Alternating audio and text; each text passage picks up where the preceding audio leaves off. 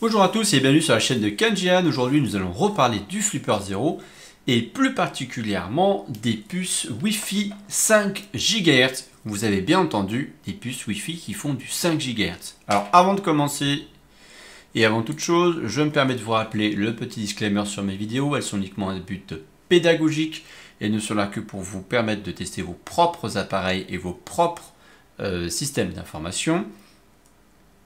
Si vous voulez le faire sur un système d'information qui ne vous appartient pas, vous devez obligatoirement obtenir une autorisation écrite qui définit clairement ce que vous pouvez faire. Ce qui n'est pas clairement établi comme étant testable par vous-même, pour un tiers, vous ne devez pas le tester, sinon vous encourez des poursuites tout à fait légitimes. Ceci étant dit. Aujourd'hui, donc, on va courir après un peu la Madeleine de Proust de pas mal de gens, c'est-à-dire comment faire des attaques Wi-Fi ou scanner des réseaux Wi-Fi avec le Flipper Zero sur du 5 GHz. Pour rappel, toutes les puces ESP32 que vous trouvez sur le marché pour le moment sont des puces Wi-Fi qui sont 2,4 GHz. On va avoir la puce C5 qui va arriver prochainement, j'espère réellement cette année, qui va nous permettre d'avoir du 5 GHz sur les ESP32. Et en attendant, il faut se tourner vers d'autres puces. Ce qui est un peu compliqué parce que pas vraiment de gens que ça motive vraiment. Donc, ici, j'ai dans ma main, je vais vous la montrer un peu plus gros après, ce qu'on appelle une BW16. Donc, c'est réellement un Wi-Fi RTL 8720DN. Tout simplement, la fiche, elle est ici. Donc, moi, je l'ai acheté sur AliExpress. Voilà, donc on a cette puce-là. Donc j'ai pris la version dev. Je vais vous montrer comment la flasher parce que le flashing du firmware est un petit peu plus compliqué que ce qu'on fait d'habitude sur de l'ESP32. Mais vous voyez, c'est une carte. Alors ça, c'est la version CMD. Donc ça, c'est la version debug. Enfin dev. Ça vaut 8,39 €. Voilà. Et avec ça, vous pouvez faire du 2,4 et du 5 GHz. Maintenant, je vais vous montrer comment. Alors avant, je vais déjà enlever mes pins, parce que ça ne sert à rien. Donc, sur cette carte-là, ce qui est intéressant de voir, pour le flasher, je vais vous le montrer là, parce que j'ai pas mis ma caméra secondaire pour l'instant. Vous devez appuyer sur le bouton Burn avant de la brancher. Donc vous maintenez le petit bouton. Donc c'est un tout petit bouton qui est là. Vous voyez mieux sur le site AliExpress. Donc vous maintenez, appuyez le bouton, vous branchez, vous attendez 5 secondes. Et une fois qu'on a fait ça, elle doit se mettre en download mode. Et donc, maintenant, je vais me faire un petit peu de place. Je vais récupérer mon PC. Hop. Pour des raisons pratiques et techniques, j'ai dû donc ressortir mon PC sous Linux pour pouvoir faire ça. Donc je vous demande juste un instant, j'ai oublié de caler la caméra secondaire, enfin la capture d'écran du PC Linux. Hop. Non, c'est bien lui que je veux, s'il te plaît. Voilà. Parce que lui, on va pas dire qu'il a rien à cacher, hein, c'est pas vrai, on n'a jamais rien à cacher. Mais là, on a besoin de tout voir, ou du moins le plus possible. Voilà. Non, j'ai vraiment besoin de voir la partie gauche, s'il te plaît. Voilà, voilà, voilà. Ok, donc... Ce que vous avez besoin, c'est d'avoir téléchargé Arduino. Je suis en train de me rendre compte que... Ah, ben voici. Donc, vous avez besoin d'avoir téléchargé l'Arduino IDE sur votre PC Linux. Alors, ça doit marcher sur Windows, il y en a qui arrivent, mais moi, ça n'a pas fonctionné. Je vous montre ce qui fonctionne. Donc, une fois que vous avez sur Windows, sur Linux, pardon, on a un repository qui s'appelle le Gorebro, sur lequel je vais vous montrer après, et vous téléchargez le dossier. Une fois qu'on a téléchargé le dossier, voilà, c'est Delphi RTL. Donc le dossier, une fois qu'on l'a récupéré, il y a ça dedans. On a le Flipper App, donc c'est tout ce qu'il faut pour compiler un FAP. D'accord. Mais je vous remonte le GitHub après, je vous montre juste ce qu'il y a dedans, c'est important pour cette partie-là. Je vais juste masquer ça. Ici, on a le RTL 8720DL, donc c'est le nom de la puce que je veux flasher. Ici, il faut que vous ouvriez, donc je vais fermer ça. Ici, on va ouvrir avec Arduino IDE.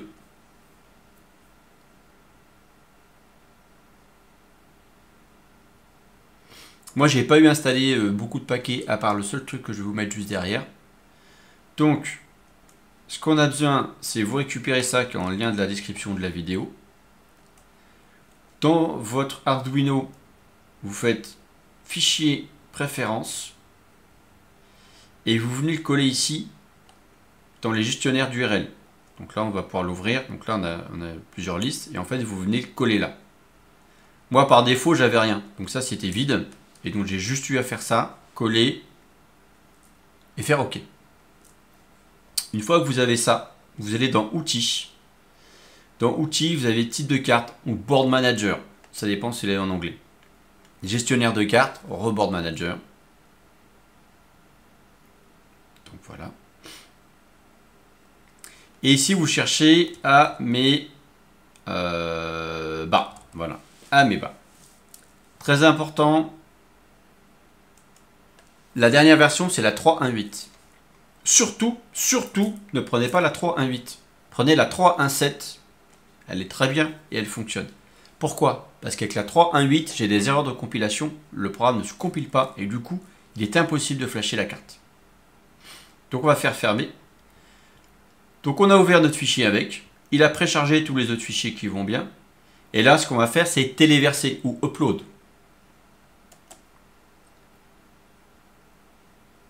Ça, ceux qui sont adeptes du 100% francophone, j'ai installé la version très francophone de Arduino. Là, vous avez quelques alertes, quelques erreurs sur la compilation. C'est quelques warnings. Ça n'empêche pas que ça fonctionne. De toute façon, si vous avez une erreur sur Arduino, quand il compile, il va vous le dire. Ah, il y a autre chose que j'ai oublié de vous montrer. Il faut que je vous montre juste après. Donc là, il est en train de flasher la carte. Là, vous l'avez. Vous ne le voyez pas là.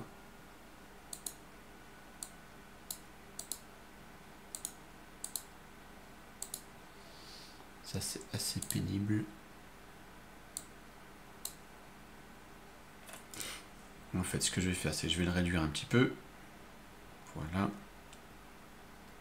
Donc là, on voit ici qu'il était en train d'uploader l'image et que l'upload de l'image a été fait avec succès. Et quand c'est fini, vous devez avoir ici, alors forcément j'ai une chromatique sur le vert, donc vous ne le verrez pas, mais vous avez, je pense que vous le voyez bien, une LED rouge et une LED verte. Donc quand la LED verte est allumée, ça veut dire que c'est nickel, c'est bien flashé. Alors, autre chose que j'ai oublié de vous montrer, et c'est très important et je m'en excuse. Une fois que vous avez chargé le gestionnaire de cartes, vous allez dans Ameba D ARM et vous sélectionnez la carte AI Thinker BW16. On retrouve ici d'ailleurs le RTL 8720DN que l'on a vu tout à l'heure. Donc vous sélectionnez ça. Une fois que vous avez sélectionné ça, ici sur le Auto Flash Mode, faites bien attention qu'il est en Enable. Par défaut, il sera Disable. Et vous faites attention que ce paramètre-là aussi soit disponible, le Arduino STD printf. Le port, sur Linux, dans 95% des cas, sauf si bon, c'est autre chose, ça sera un TTY USB 0. Sur Windows, vous pouvez le découvrir. Vous allez dans le gestionnaire de périphériques, vous affichez les périphériques cachés, vous allez dans Portcom, et ben, vous branchez votre carte BW16 et vous verrez quel est le numéro du port qui est affiché. Voilà, une fois que vous avez fait tout ça, là vous pouvez lancer sur le téléversé. Donc là c'est bon, le téléversement de l'application a fonctionné et du coup on va regarder tout de suite la suite sur comment on l'utilise au sein du Flipper 0 parce que c'est bien beau de flasher une carte, mais si on n'a rien pour l'utiliser avec le Flipper 0, ça ne va pas nous avancer à grand chose. Donc ce que je vais faire, c'est qu'ici, je vais couper ça. Je vais arrêter mon partage d'écran. Voilà. Et le temps de recaler un peu la caméra et de reprendre tout ça, je reviens proprement pour ne pas vous faire subir la réinstallation de mon truc. D'accord? Allez, à tout de suite. Voilà, j'ai fini de réinstaller un peu tout mon petit bazar. Donc, ce que je voulais vous montrer aussi, avant de continuer, ça c'est le repo que je vais vous mettre dans l'URL, pardon. Je vais vous mettre l'URL du repo dans la description de la vidéo. C'est dans ce repository que vous allez retrouver le firmware pour flasher votre carte, ce que j'ai utilisé tout à l'heure. Donc c'est le point INO qu'on va utiliser et qu'on va lancer. Okay. Dans ce firmware, dans ce GitHub, vous avez aussi tous les fichiers pour compiler l'application pour votre Flipper 0. Et dans la release, qui est dans du 30 mars pour la dernière, vous avez même un point fab pour l'utiliser one shot direct. Ok, donc ça c'est top. Par contre, il y a un problème, vu comme il a construit son repo, on ne peut pas l'utiliser avec mon compilateur online. Donc ce que j'ai fait, je fais un truc vite fait. Hein. J'ai cloné ce repo et j'ai supprimé ce qui embêtait mon compilateur. Donc déjà, j'ai retiré le dossier du firmware. Ouais, je le zip ou je le mette quelque part ailleurs, plutôt ça serait mieux. Et j'ai modifié le point .fam parce qu'il y avait quelques petites erreurs, donc du coup j'ai remodifié. Et bien sûr, c'est pas moi qui suis l'auteur, donc j'ai laissé l'auteur originel en auteur. Et une fois que j'ai fait ça, j'ai pu lancer la compilation de Delphi RTL ici, et j'ai pu le télécharger. Une fois qu'on a compilé cette application, donc vous avez deux solutions. Soit vous prenez directement ici la version compilée du point .fab, qui fonctionne, vous allez juste avoir une alerte pour vous dire que ce n'est pas la même version d'API par rapport à votre firmware, mais que ça fonctionne. Et d'ailleurs, ça fonctionne, il n'y a aucun problème là-dessus. J'ai testé les deux. Ou vous récupérez une version que vous faites compiler sur FZoc, mon outil en ligne, ou vous la compilez vous-même autrement.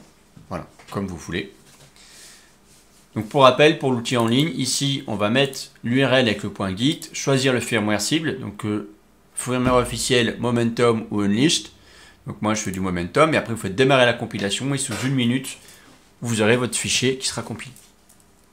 J'en profite. Si vous avez des erreurs, des ajustements, des choses qui ne marchent pas sur FZoc, faites-moi signe, faites une release, faites une issue sur GitHub, faites un petit message sur Discord, je suis preneur de retour pour améliorer l'outil.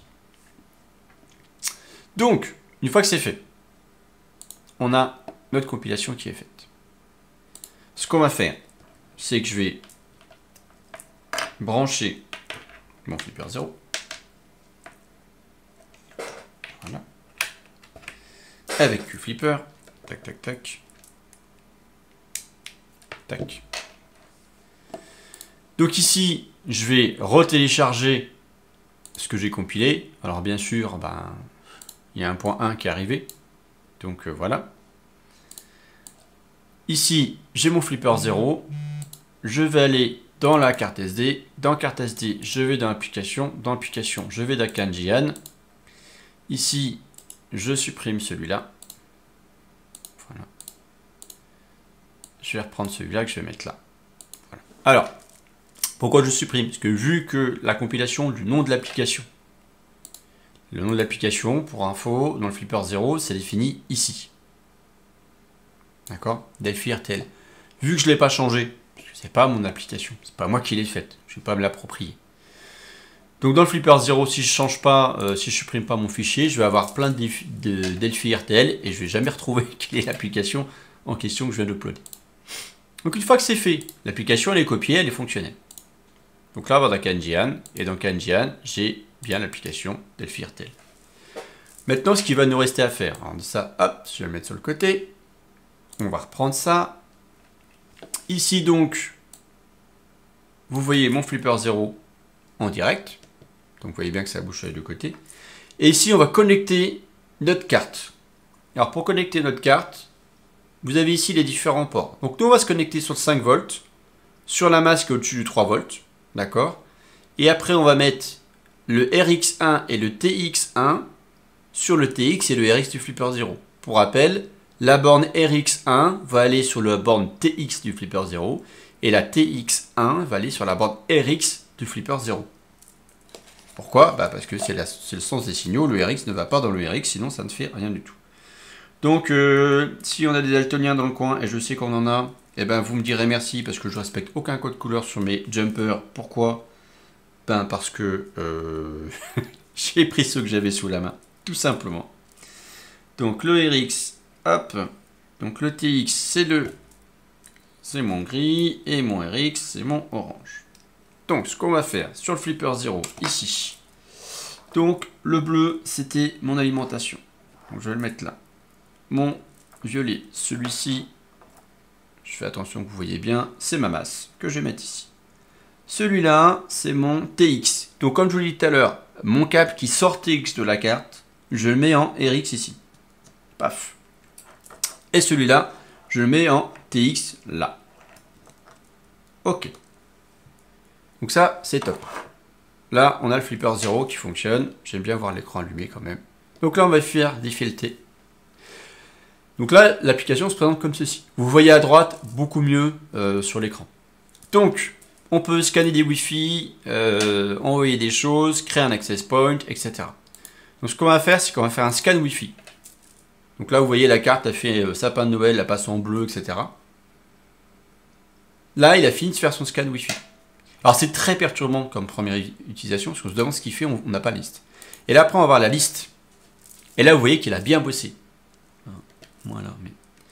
On a un 2 GHz in the WH et mon 5 GHz. D'ailleurs, hop, sur mon téléphone de test, ici, je suis connecté sur le 5 GHz. Ok. Donc ce qu'on fait, vous appuyez sur le bouton central. Donc là, on rentre dans le 5 GHz. Typiquement, on va tester un Evil Deos. Donc on va tester de déconnecter les appareils du 5 GHz.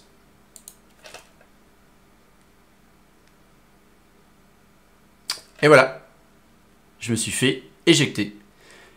Et après, on rappuie sur OK. Voilà, il a arrêté la déauthentification. Et là, on a le réseau Wi-Fi qui est de nouveau opérationnel. Donc maintenant, vous pouvez, avec le Flipper 0 et cette puce-là, BW16 à moins de 10 €, et 4 câbles jumper qui, à l'unité, ça doit valoir 1 centime le câble, parce qu'on les achète que en pack de 40 ou 60, et on les achète pas très cher. Donc du coup, avec ça, voilà, je vais recommencer.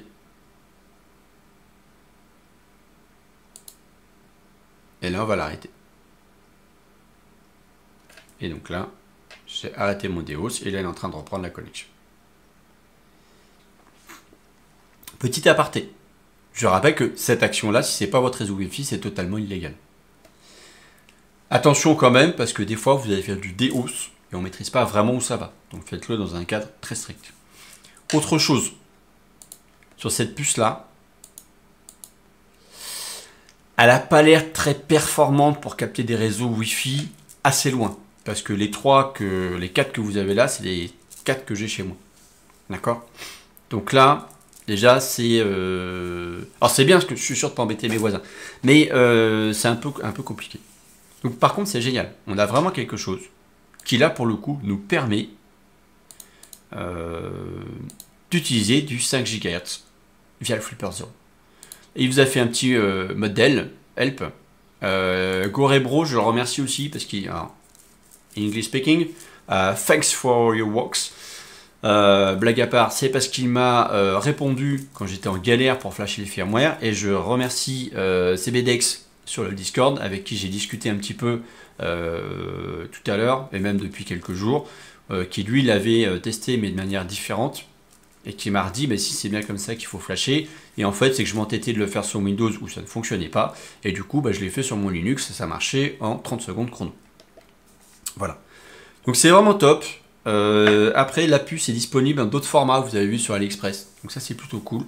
On a vraiment quelque chose de sympa. Il a vraiment fait un beau travail d'ergonomie sur son application. Donc voilà, c'est cool. Quelque chose qui fonctionne super bien, qu'on l'attendait. On fait du 2.4 et du 5 et du 2.4 GHz. On fait les deux. Donc ça, c'est vraiment topissime. Donc franchement, cool. Un beau truc. Maintenant, ça serait bien que sur cette application-là, on puisse avoir d'autres choses, parce que là, vous avez un Create Access Point, par exemple, pour pouvoir créer un point d'accès là-dessus. Portal Type, ok, donc là, ça va être... Mais je pense qu'on reviendra plus en détail sur cette application qui, à mon avis, n'a pas fini de nous donner tous ses secrets. Et c'est bien si on peut les mettre une petite étoile à Gorebro. Voilà, il est là. moi je suis là, franchement, mettez-lui une étoile, ce que je viens de faire à l'instant, parce qu'il le mérite amplement et ça lui permettra de le motiver et qu'il se motive un petit peu et qu'on puisse l'aider éventuellement à développer cette application un petit peu plus. Donc ça serait vraiment chouette. Avant de terminer, je vous remercie, vous êtes plus de 7500 abonnés à la chaîne, le Discord continue de grossir, etc. N'en déplaise à certains, je vais quand même faire mon auto-promo. Je vous rappelle que c'est donc Kanjian aussi, une boutique en ligne. Vous pouvez trouver certains accessoires, notamment des cartes et des antennes CC1101. Si vous posez la question, est-ce qu'on va trouver des BW16 déjà flashés sur le site en vente?